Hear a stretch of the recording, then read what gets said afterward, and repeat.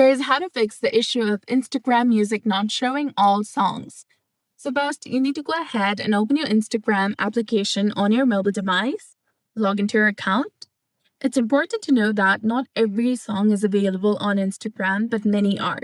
So often Instagram does not display all available music because of setting you might have enabled. So I'll show you how to disable the setting so that you can see all the music in your Instagram library.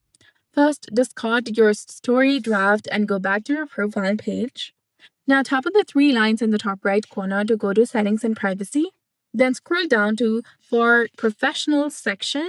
This issue often occurs with professional accounts. So tap on Business Tools and Controls or Creator Tools and Controls.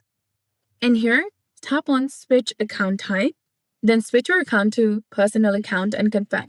After a moment, it will switch your account type and now return to the homepage and swipe to create a new story, tap on the music icon, search for the artist that you want to, and you should now see the song. So by turning off the professional account setting, you should now have access to all the music and songs in the Instagram music library.